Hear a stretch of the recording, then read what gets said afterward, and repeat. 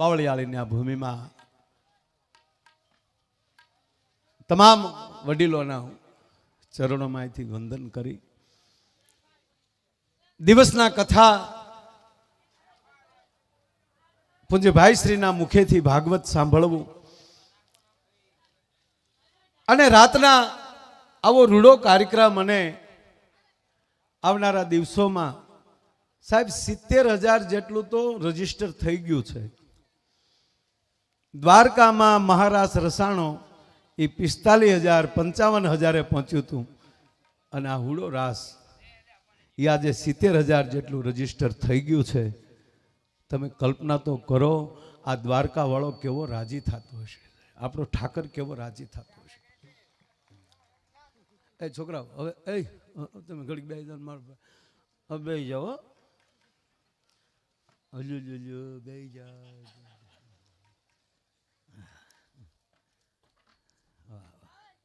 એ હા પણ હવે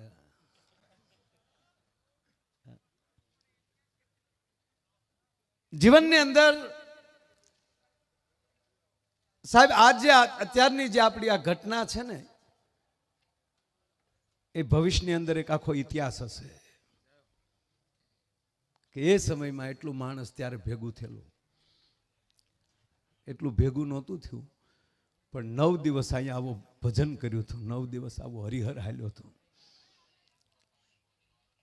અને એ વસ્તુના જ્યારે આપણે સાક્ષી બનતા હોય, એ ઘટનાના આપણે સાક્ષી બનતા હોઈએ. આમ તો નિયમ એવો છે કે 5 જણા ભેગા થઈ જાય તો એ પરમાત્માની હાજરી અને પરમેશ્વરની હાજરી કહેવાય. 5 ત્યાં પરમેશ્વર, પંચ પરમેશ્વર. તો તમે કલ્પના કરો કે આજે લગભગ 50,000 થી 60,000 તો પ્રસાદ લીધો છે. મહારાજ જે આપણો રૂડો રાસ હશે ત્યારે કેવલ બહેનો 75,000 હશે તો એની હારે 2 જણા તો આવ્યા હોય ને પરિવારના, તો ત્યારે કેવો માનવ મેરામણના દર્શન થશે. અને ભગવાન કૃષ્ણ, ભગવાન ઠાકર, પછી એને જે આપણે કહીએ તે એ આવા કાર્યથી જ રાજી થાય. અને આપણે કેવા ભાગશાળી કે આપણા ભાગવતમાં ઉલ્લેખ છે, સંતોની હારે આપણા ઉલ્લેખ છે. ત્રીજી વાત કે આપણા દીકરાને વેદ ભણવાની જરૂર નથી, ખાલી બાપુ ગાવડિયોને વાંભ ભણે ને, વાંભ ભણે તો મારો ઠાકર રાજી થતો. એક સાબાશ સાબાશ વાલેલા. કેવા સાક્ષી છે. ભગવાન કૃષ્ણને મોટો કરીને આપણે ખોરડેથી મોટો કરીને મોકલ્યો છે.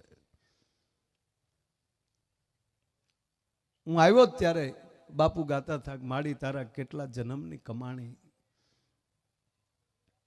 સાચી કમાણી જ આ છે.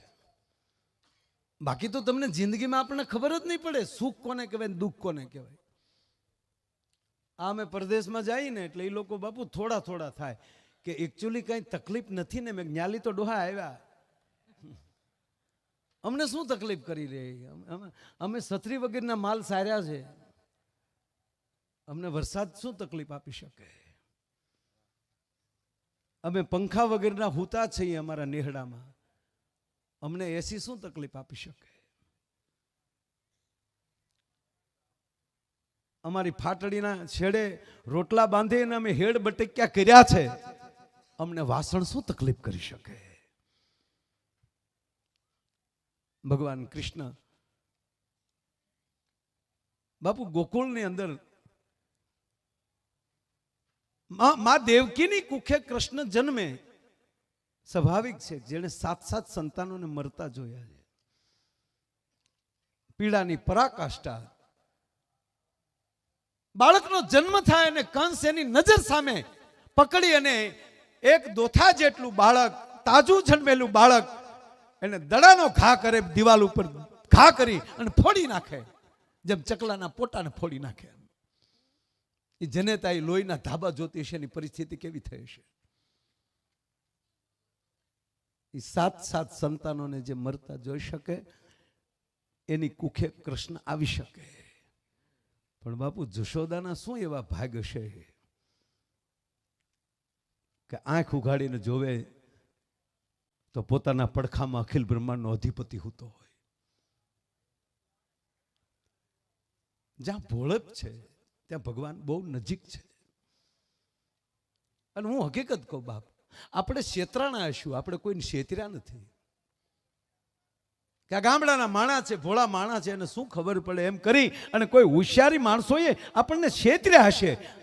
આપણે કોઈને છેતર્યા નથી. એવો એક આપણો ભોળો માલધારી,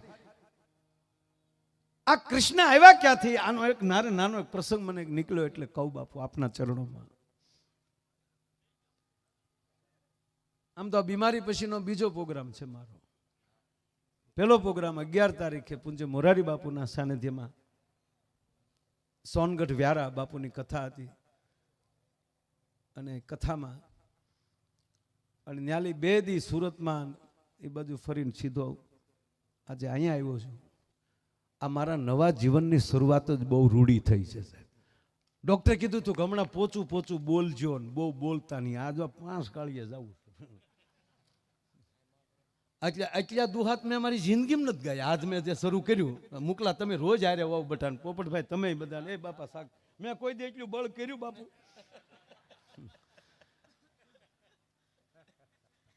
અહીંયા બળ ન કર્યું તો કરવું ક્યાં યાર. આ હૃદય તમારું છે, ધ્યાન તમે રાખજો. એક ભાઈ મને કીધું, મને કે તમને હુમલો આવ્યો કેમ? મેં કીધું ગામને ખબર તો પડે કે આને હૃદય હોય તો જ હુમલો આવે ને. તો આપણે દિલ વગરના નથી એમ. ભલે હમણાં બિલ થોડાક મોટા આવ્યા,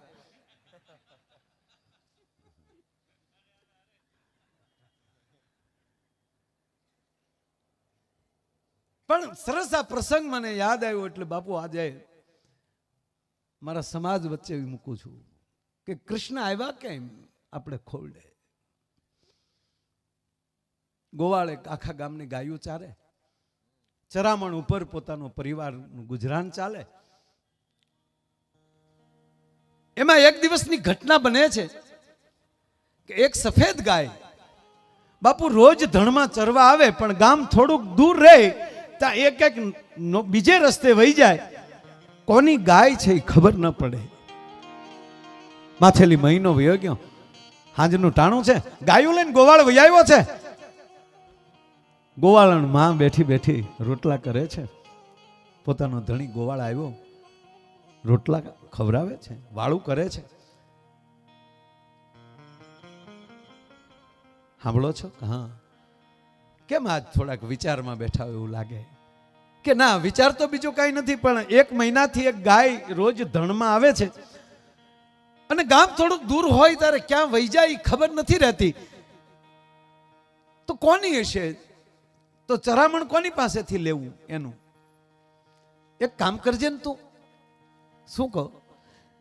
કાલે હું હાજને ટાણે ગાયું લઈને આવું ને ત્યારે તું થોડી ગામને જાપે થોડીક હામી આવજે, ગાયું તું લઈ જાજે. હું ઓલી ગાયની પાછળ ધ્યાન રાખી, એ જે ગાય જાય એ ગાયની પાછળ જાય એટલે જેની ગાય હોય એ ખબર પડે, ન્યાલી ચરામણ લઈ લે.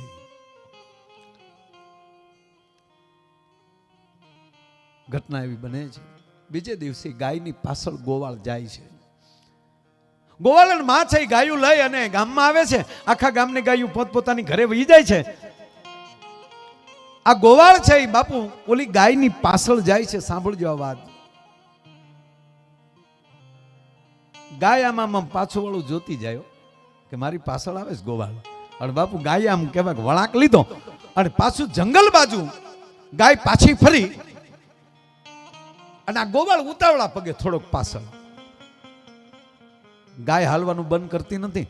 ધીરે ધીરે વગડો મળ્યો આવવા. ગોવાળને જો મારું આ ગામને બદલે આ પાછી વન બાજુ ક્યાં જાય?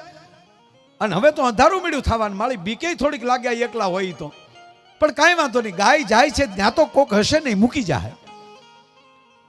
પણ એક ધરા પાસે આવીને ગાય ઊભી રહી. ગોવાળને થયું મને તરતા આવડતું નથી, આ ગાય આમાં પડશે, પણ કાંઈ વાંધો નહીં, ગાયનું પૂંછડું પકડી લે એટલે તલાઈ જાય. અને હકીકત છે સાહેબ, ગાયના પૂંછડા પકડ્યા ને એ જ તર્યા છે. બાકી તો ભેહુના હિંગડામાં પગ આવ્યા છે. એટલે ભેંસું જરૂરી છે. ભેંસું કઈ, હા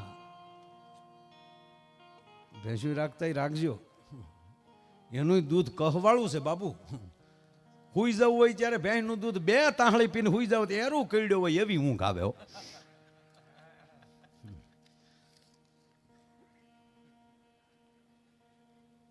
અને બાપુ ખરેખર અમને આનંદ એ છે, અમે જ્યાં પ્રોગ્રામમાં જઈને પણ આજુબાજુ આપણું ક્યાંક નેહડું હોય ને, એ પ્રોગ્રામ પૂરો થઈ અને એ એને નેહડે હવારમાં ન લઈ ગયા હોય એવું કોઈ દી બન્યું નથી સાહેબ.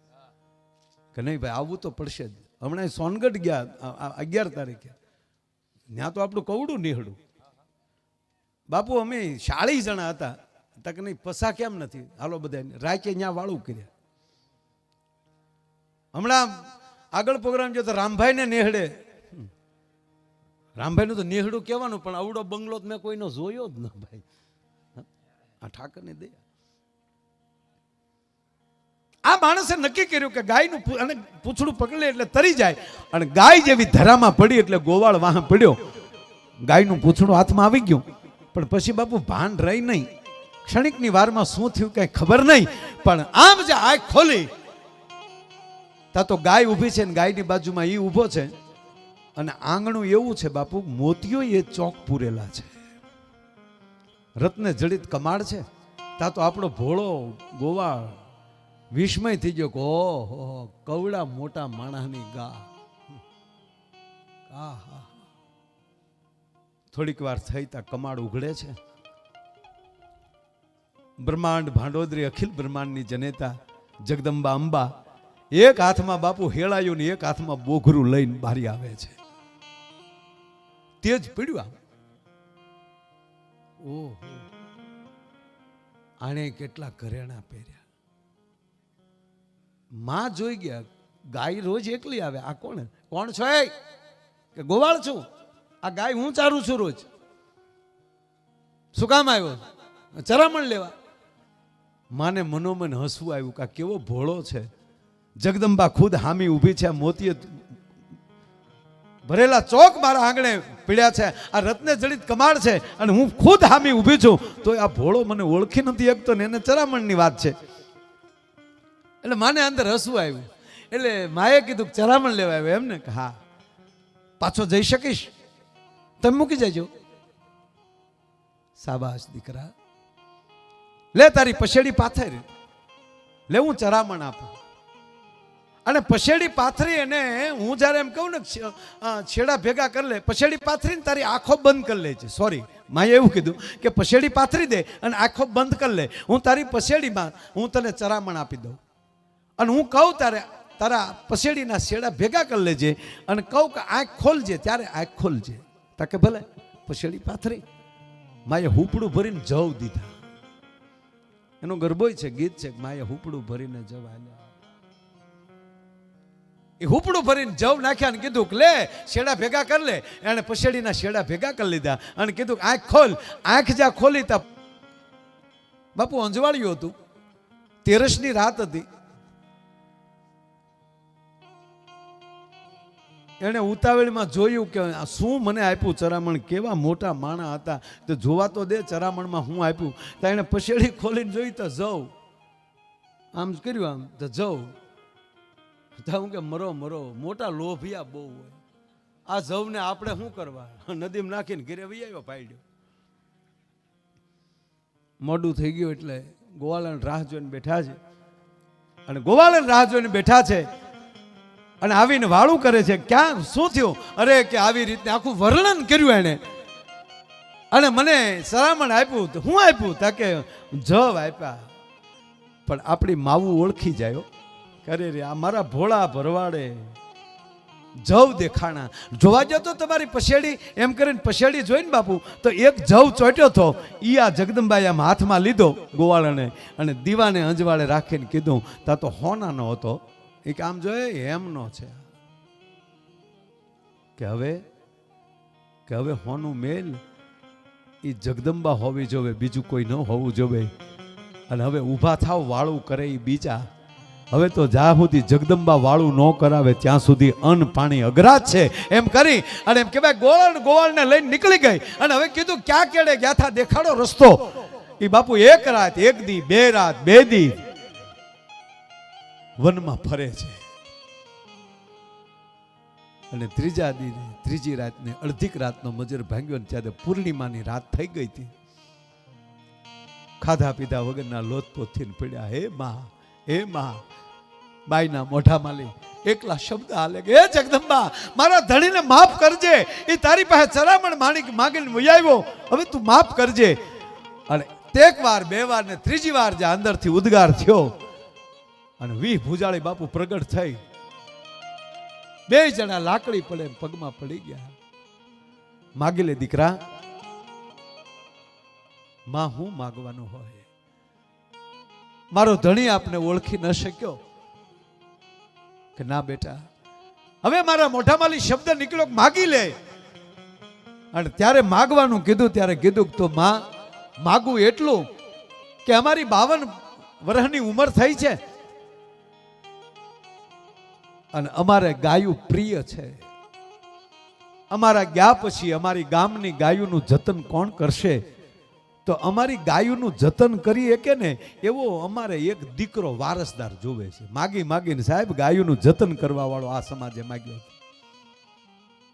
માં કહે છે કે બેટા હાવ સાચી વાત કહું કે હા, તમારા ભાગ્યમાં સંતાન દીકરો નથી, પણ હવે તમે મારી જ પાસે માગ્યું છે ત્યારે હું તમને વચન આપું છું કે આવતા જન્મમાં તું જશોદા થશ, આ નંદ થશે અને ક્ષણિક પૂરતી દીકરીથી હું તારા ઘરે આવી અને હું જેવી તારી ઘરે જન્મ લે એ મારે આવ્યા ભેગો અખિલ બ્રહ્માંડનો માલિક તારી ઘરે દીકરો થઈને આવશે. જેવો તેવો નહીં, એ 9 લાખ ગાયું ચારશે, તારા આંગણાને દીપાવશે. અને આપ જાણીએ છીએ કે માએ હું પુણ્ય કર્યા, આ પુણ્ય કર્યા. જગદંબા પાસે સંપત્તિ ન માગી, સંતતિ માગી. સંતતિ એટલે સંતાન, સંપત્તિ એટલે રૂપિયો. એ ઠાકરની કૃપા થાય ને ત્યારે સંપત્તિ ને સંતતિ બે આવી પવિત્ર મળે બાપુ. સંતતિ સારી મળે. અને એ જ જગદંબા જશોદાની ઘરે દીકરીથી આવી અને હુંડલામાં નંદ બાબાએ વાસુદેવને આપી દીધી. કાલ્યો આને લેતા જાઓ, તમારો દીકરો લાવો મારી પાસે. અને બાપુ દીકરી ત્યાં પહોંચે છે મથુરાની જેલમાં અને પહોંચતાની સાથે ઉવા જ્યાં રડવાનો અવાજ, ચોકીદારો ફરીવાર જાગી ગયા અને મહારાજ કંસને કહે છે કે મહારાજ દોડો, 8મા સંતાનનો જન્મ થઈ ચૂક્યો છે. અને આપ જાણીએ છીએ કંસ આવે છે બાપુ, કોઈ દી નથી રોયા એટલા દેવકી આજ રોયા હો. શું કામ? અત્યાર સુધી પંડના સંતાનો મરતા હતા, આજ પંડના હાટુ કોકનું સંતાન મરે છે એટલે દેવકીને ધ્રુસકો પડી ગયો કે એ કંસ રહેવા દે, એ દીકરી છે, રહેવા દે પાપિયા, રહેવા દે. અરે કે લાઈવ કરી અને બાળકીનો પગ પકડ્યો કંસે અને ફેરવીને જાય. કહેવાય દિવાલમાં ઘા કરવા જાય, પથ્થરમાં ઘા કરવા જાય, તા તો હાથમાં લઈ નીકળીને વરલ સમ કાળા ઢાણા કરતી એમ કહેવાય કે આભના હાથ કટકા મળી કરવા અને ખાડ દાંત કાઢ્યા. કંસ ભલું થયું તે મારો પગ પકડ્યો, જો ભૂલથી તે મારું બાવડું પકડ્યું હોવ તો હું કૃષ્ણની રાહે ન રહે. પણ હવે ઘડિયું મળી જે ગણવા, તારો મારતર તો કારુનો ગોકુળમાં પોગી ગયો છે. ભલામાના ઈ મોટી મોટી મેડિયું એ દીધો ને જાકારો ને, મોટી મોટી મેડિયું એ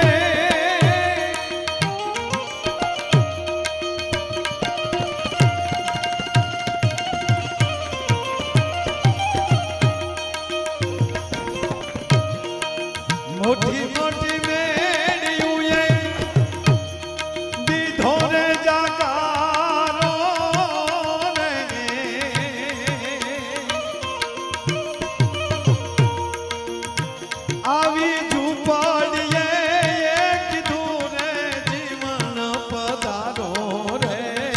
દેવકીજી તારો દીકરો રે જી. બાપુ ગોકુળ થી લઈને આજ બાવળિયાળી સુધી તેદી જેવા વધાવીના પાવા જેદી ગોકુળમાં ભગવાન કૃષ્ણ જેદી નંદ બાવાને નેહડે આવ્યા અને જે આનંદ હતો ને એ આજ સાતી ઠોકીને કહું કે એવો આનંદ પાછો આજે બાવળિયાળી થઈ રહ્યો છે હો સાહેબ. હા